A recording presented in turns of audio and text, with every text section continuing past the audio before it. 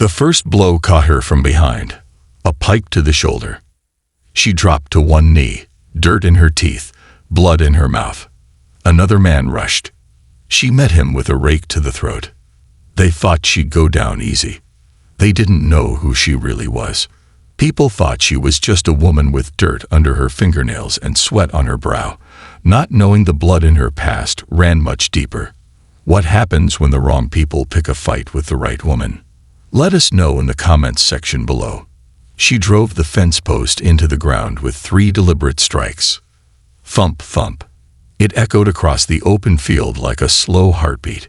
Her palms were calloused, her shoulders taut from years of muscle memory. Averil Thompson didn't flinch when the final thud sent a tremble up the post. She just adjusted her grip, wiped her brow with a faded green bandana, and moved to the next. The field stretched wide before her, carved from generations of grit and sacrifice. This land was never easy, and it had never been safe, but it was hers now. She'd returned to White Ridge, Alabama 2 years ago, after walking away from a world most folks wouldn't believe she'd ever been part of. The uniform, the medals, the classified missions, those weren't things she kept in picture frames. They were buried deep in the red earth like the bones of history. The only remnants lived in her gait, her posture, and the sharpness in her eyes when something felt off. She didn't need recognition. She needed peace, and on most days she had it. Her mornings started with feedings and ended with dirt-stained fingers pulling weeds from the vegetable rows. Local kids from down the road called her Miss T and waved at her from yellow school buses. She brought fresh eggs to the church and tomatoes to the corner store. It was simple. It was honest. Until the rusted pickup pulled up to the end of her driveway. She spotted it from the top of the hill, past the chicken coop. The way the dust kicked up behind the tires made her grip the pauseful digger a little tighter, not because she was scared, but because she knew when a vehicle came down that path without an invitation, it never brought good news. 3 men stepped out. Boots hit gravel. Loud, heavy, not work boots either. Shiny toed, overcompensating. The one in front was tall with a deep tan, and a shirt one size too tight, chewing a toothpick like it owed him money. "You, Miss Thompson," the man called out, voice raised like she couldn't hear him from 20 feet away. Avril straightened. She didn't squint in the sun, didn't wipe her hands on her jeans, just stood there with one glove off and the other still gripping the wooden handle. "Depends who's asking," she replied. The man chuckled and spat to the side. "Name's Chet Raleigh. We're with the Ridgeland Cooperative." He said it like it was a title, like it meant something. Avril blinked once, slow. "Don't recall meeting a co-op. It's not about what you need, darling. It's about what's fair. You're sitting on a lot of prime land here, and we've got buyers lined up who could turn this whole stretch into something real profitable, real clean, big opportunities for the town." Avril stepped down the hill. Each step was deliberate. Her boots didn't hurry. Her eyes never left Chet's face. "Let me save you the trouble," she said calmly. "It's not for sale. Not now. Not ever." There was a pause. A flicker in his smile. The kind of flicker you see in a man who doesn't hear no from the kind of people he thinks he's above. "You sure about that?" he asked, head tilting. "Lot of folks around here think different. Think maybe you're taking up space better used for progress." "Progress?" Avril echoed, stopping just 10 feet from him. "Or profit?" Chet smirked, and behind him the other 2 men shifted. One of them, a scraggly kid with hollow eyes, thumbed the edge of a pocket knife clipped to his jeans. "That all you came to say?" she asked. "No, ma'am," Chet said, still smirking. "I came to offer you a handshake and a good deal, but if you ain't interested, well, we'll be seeing each other again real soon." Avril looked at his hand. Then she looked past it, past the truck, past the road, toward the tree line that wrapped the land her father had worked with bare hands and bad knees. The land her mother sang over when she hung clothes in the wind. The land her grandfather refused to leave during the fire of '63. And she didn't shake his hand. Chet's mouth twitched. "All right, then," he said, nodding to his men. "Let's go." As the truck rumbled away, Avril stood in place until the dust settled. Later that night, the porch light buzzed overhead as she sipped cold water from a mason jar and watched the stars blink behind the cloud line. Caleb, her younger brother, sat on the steps with a busted radio he was always trying to fix. "You know who that was today?" he asked without looking up. Avril nodded. "I know. They've been sniffing around all the black-owned land out here. Already got old Mr. Jenkins to sell. Said they threatened his niece. Broke a few windows." Avril's jaw tightened. "Ain't happening here. I'm just saying. They're not playing fair." Avril sipped from her jar and looked out at the darkened fields. "They picked the wrong farm," she said. Caleb glanced at her. "You gonna tell him?" "No," she said softly. "I'm gonna show him." Inside the house, her boots were still by the door, dust-covered. But upstairs, locked in the closet behind a false wall, lay a case marked with a faded military emblem. Inside, there were things Avril hadn't touched in years. Things she never wanted to need again. But the soil remembered. And so did she. Avril opened the cabinet beneath the kitchen sink and pulled out a small black flashlight. The power had gone out. Not the first time this month, but this one didn't feel like the wind or the weather. It was too quiet outside. Too intentional. She clicked the flashlight on and set it on the table, the beam illuminating the faded wallpaper with little sunflowers that her mother used to love. She moved calmly, sliding the drawer open to reveal a coil of baling twine, some old pliers, and beneath them, a thin metal key wrapped in oilcloth. She pocketed the key and didn't bother with a coat. The air outside was damp, but the chill that ran through her spine had nothing to do with temperature. Outside, the night was still. The kind of still that made dogs restless and wind chimes hush themselves. She walked toward the barn. The grass crunched just slightly underfoot. A faint fog curled around her boots as she passed the tractor, its frame outlined in shadow like a sleeping giant. When she reached the old wooden barn, she hesitated, not from fear, but respect. She unlocked the door, stepped inside, and let the smell of hay and earth rush over her like a memory. In the far corner, behind a rusted toolbox and a stack of empty seed bags, there was a trap door. She pulled it up slowly, revealing a short staircase descending into dark. When her boots hit the bottom step, she paused. This place wasn't just storage, it was sanctuary. Her father had built it during the early years of desegregation, when threats came in the form of burning crosses and whispers in church pews. The cellar wasn't on any county records. It had been their secret, used only for storms, food stores, or when certain men came driving by real slow with shotguns in their laps. The flashlight beam caught on something metallic. The case was still there. She knelt down, heart steady, hand sure. Unlatching it, the hinges creaked softly. Inside, a Sig Sauer pistol, a folded black tactical vest, an old photograph of her unit, and a worn map of the surrounding land marked with hand-drawn grids. She didn't touch the gun, not yet. Instead, she stared at the photograph. 12 faces, 11 of them grinning like fools, and her in the center, arms crossed, the only one not smiling. She whispered their names to herself like a prayer, like an oath. Behind her, the trapdoor creaked. Avril spun fast, but it was just Caleb, holding a lantern and a blanket around his shoulders.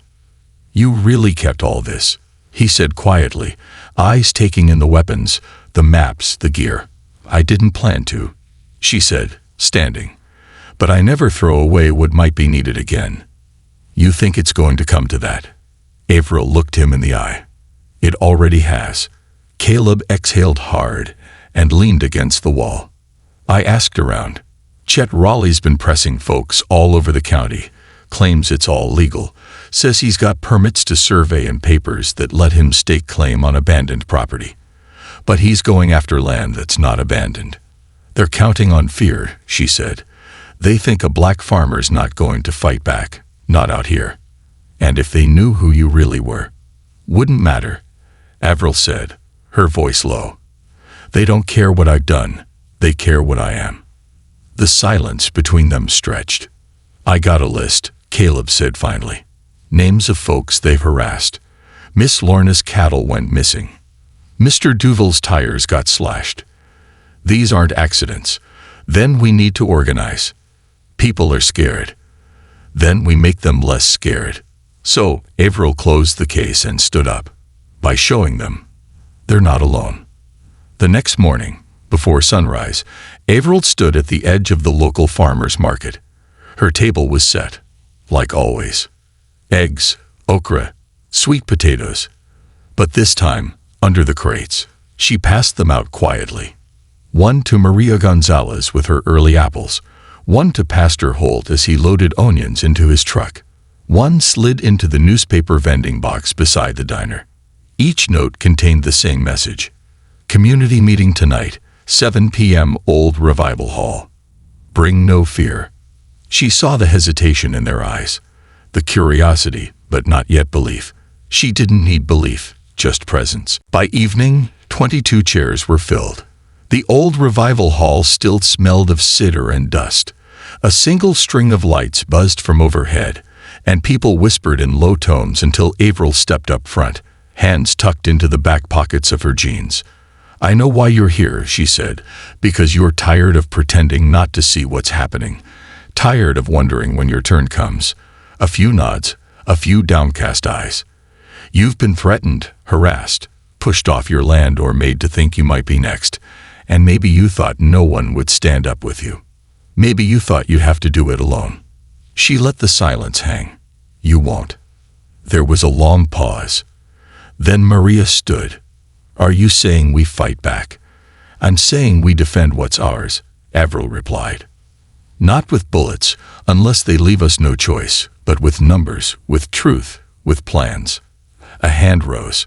It was Mr. Duval, old and half-blind, but voice like gravel. And what makes you think we can win? Averill looked straight at him. Then, slowly, she stepped forward and unzipped the weathered jacket she wore. Beneath it, a black t-shirt with a faint emblem. Delta Force. The room went still. I've seen worse odds, she said. Gasps. A few startled murmurs. Maria whispered. You were military. I was more than that, Averill said. And I'm still more than what they see.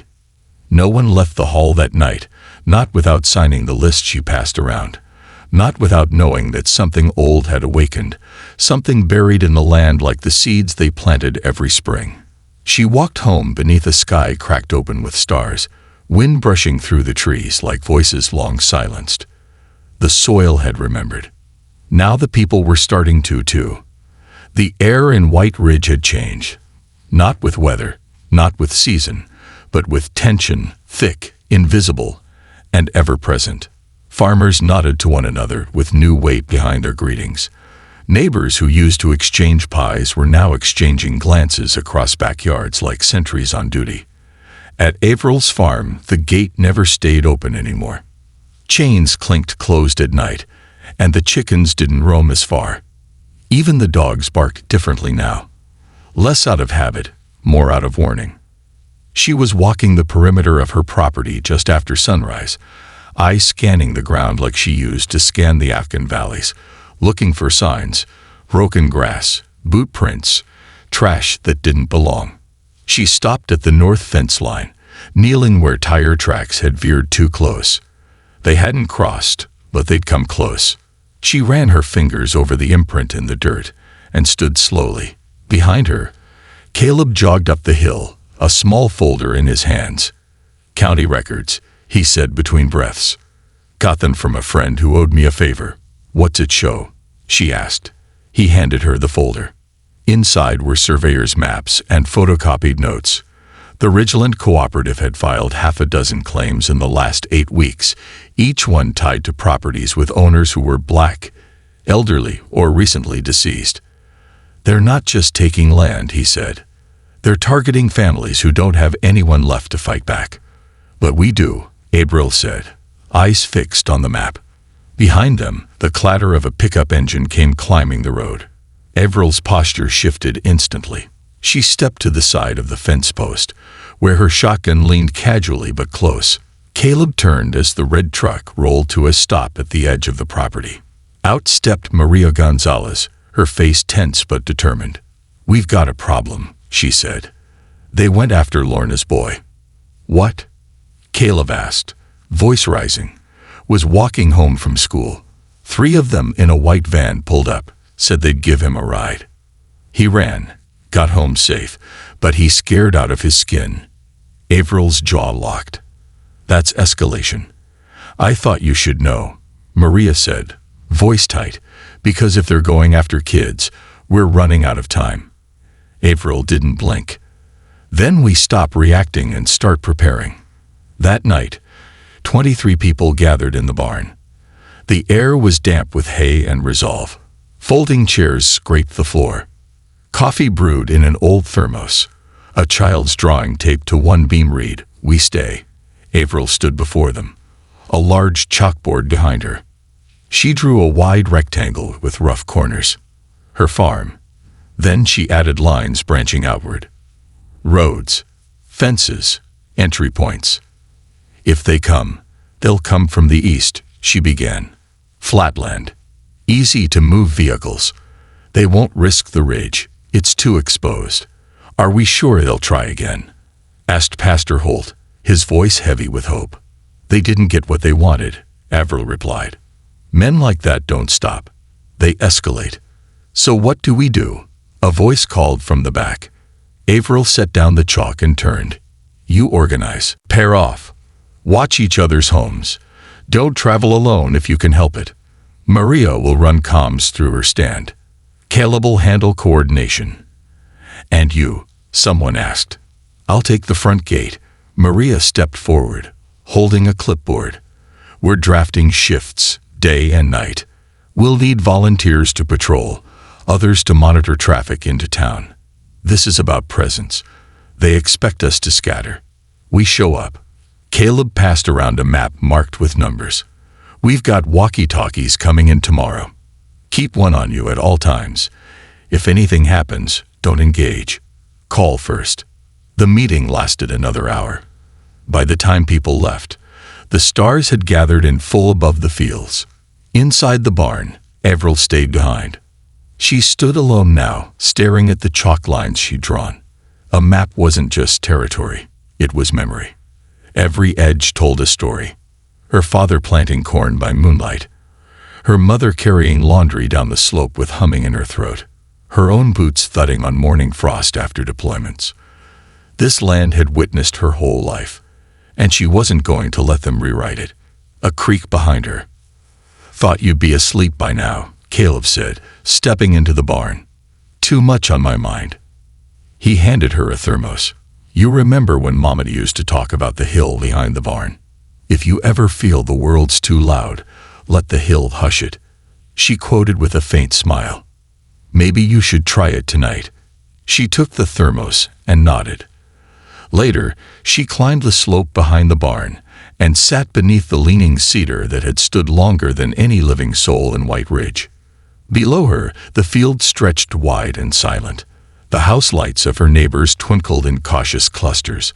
Somewhere beyond, in the dark patches of land, there were men like Chet Rayleigh. But they didn't own the night. They didn't own the ground she sat on. She closed her eyes and let the hush settle over her until a sound. Low, rumbling. She turned. Far in the distance, along the tree line, headlights blinked once, then off. She stayed still. A minute passed. 2. Nothing. She exhaled slowly, stood, and walked back down toward the barn. But the memory of those lights stayed with her, like smoke rising on the ridge, too faint to see in daylight. But you knew it was there. And what came next would either test everything they'd built or destroy it. The gunshot came at 3:14 a.m., not a warning shot, not a mistake, a real one. Loud, sharp, meant to send a message. Avril was already dressed by the time the echo reached her kitchen. She moved without panic, pulled the walkie-talkie from its hook near the window, thumbed the button, and said, "All posts. Report. One by one, the voices crackled through. North side clear. Maria's stand is good. Pastor Holtz, watching the back road, saw a truck speed off westbound. No license plate. Then Caleb's voice came in, tense and clipped. Fire on Jenkins Field. West fence is lit. Averill didn't pause. She grabbed the fire extinguisher from the pantry, slung the emergency bag over her shoulder, and was out the door in under 30 seconds. Her boots hit the porch with force, each step fueled by something deep in her gut. This wasn't surprise. This was confirmation. She'd known they'd come, but she also knew they wouldn't win. By the time she reached the Jenkins property, 5 others were already there. Hoses stretched from barrels, fire-stomping tools moving in rhythm. The flames had started to spread, but not fast enough. The earth was damp from last week's rain, and the fire couldn't feast like it wanted to. Averill kicked down what remained of a smoldering wooden fence post and helped Maria douse the final edge. At the best they've got, Maria said through a cough. Not even close, Averill answered. They'll be back. They're testing us. Let them. They'll find more than smoke waiting next time. The morning after the fire, White Ridge felt like it had exhaled something heavy. No one stayed quiet anymore. By noon, Averill's porch was packed with neighbors. Some came to offer help.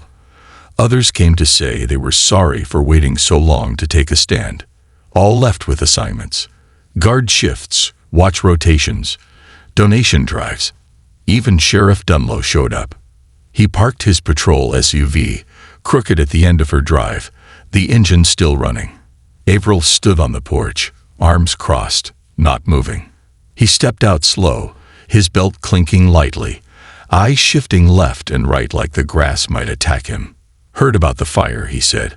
I'm sure you did, Averill replied flatly. Dunlow scratched the back of his neck. Look, I'm not saying I agree with what's been happening, but folks around here don't like troublemakers. People stir things up, they get attention. Averill stepped down the stairs slowly. You mean black folks who refuse to sell? I didn't say that. You didn't have to. He took a step back, just trying to keep the peace. You're late, she said. We already started without you. Dunlow looked around. More neighbors had appeared at the edges of her field. Not angry, not shouting, just watching, waiting, witnessing. He cleared his throat. We'll investigate the fire. Make sure you do, Averill said. We'll be watching you too. That night they set up their own checkpoint at the county line. A table, a few cones, bright lanterns. It wasn't legal in the usual sense, but it was necessary. T.J. Raleigh rolled up to it just after midnight, alone in his beat-up Ford. Caleb flagged him down. The boy looked tired, pale. Nothing like the smug kid from last month. You lost? Khaled asked. No, T.J. said. I came to talk to her. Averill don't meet with Raleighs. I'm not like my dad. That's what every Raleigh says. T.J. looked him in the eye. He burned the field, didn't he? Caleb didn't answer. I saw the gas cans in our shed, and the map with pins on it. Your farm was circled. So was Jenkins, Pastor Holt's church too.